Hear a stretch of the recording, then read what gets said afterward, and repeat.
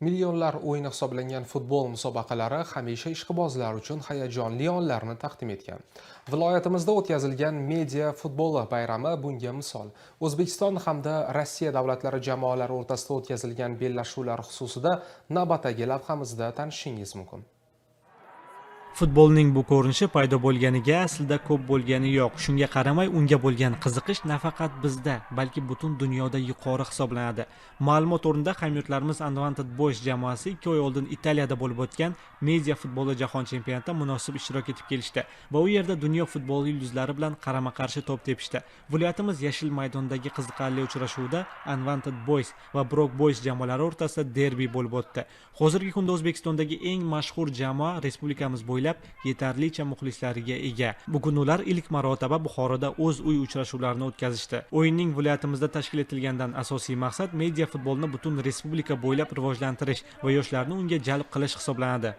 Bu o'yin tashkillashtirish masalasini biz уже Qozog'istondagi turnirda hal qildik. Bu komanda bilan ko'rishib, yaxshi tanishib oldik. Keyin mana martda Buxoro stadionini belgiladik. Muxlislar zo'r kutib olishdi. Buxoroga to'g'risi komanda bilan birinchi marta kelishimiz. Muxlislar bilan bizning aloqamiz yaxshi internetda, shuning uchun offlayn ham bir-birimizni nima deydi, qo'llab-quvvatlash, ko'chada tanishlar yaxshida bizda. Butun viloyatlarda ham o'yinlar qilamiz, tashkillashtiramiz. Mana Buxoro futbol klubiga ham katta minnatdorchiligimni bildirib qolaman. Organizatsiya tomonidan hamma sharoit qilib berishyapti.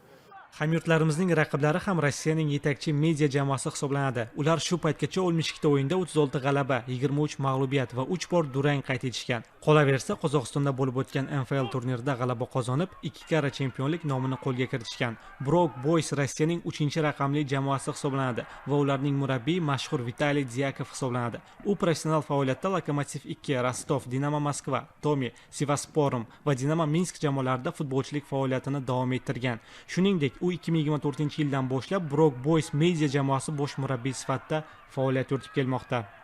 Мы приехали сыграть с вашей командой. Biz Buxoroga tashrif buyurganimizdan juda ham xursandmiz. Bu yerda bizni juda ham iliq kutib olishdi. Tarixiy obidalarga sayohatimiz esa bizga o'zgacha zavq berdi. O'yin haqida gapiradigan bo'lsam, biz jamoangizni yaxshi o'rganib olganmiz va bugungi derbida g'alaba qozonishga harakat qilamiz. O'yin aslida o'rtoqlik maqomida va shuning uchun biz muxlislarga ajoyib shou bahsini namoyish etamiz.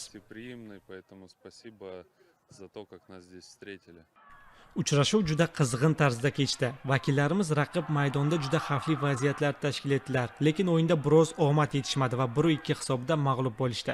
Albatta, bu do'stona uchrashuvda asosiysi g'alaba emas, balki media futbolni barcha hududlarda rivojlantirish g'oyasi yotadi. Stadionga kelgan muxlislarni ko'zdan shuni anglab olish mumkin. Shu kuni ular o'z qahramonlarini o'yinni maroq bilan kuzatishdi va ular bilan rasmlarga tushdi.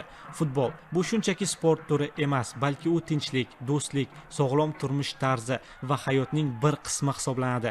Bunday uchrashuvlar esa uning nufuzini yanada oshiradi va muxlislar qalbida unutilmas onlarni hadya qiladi.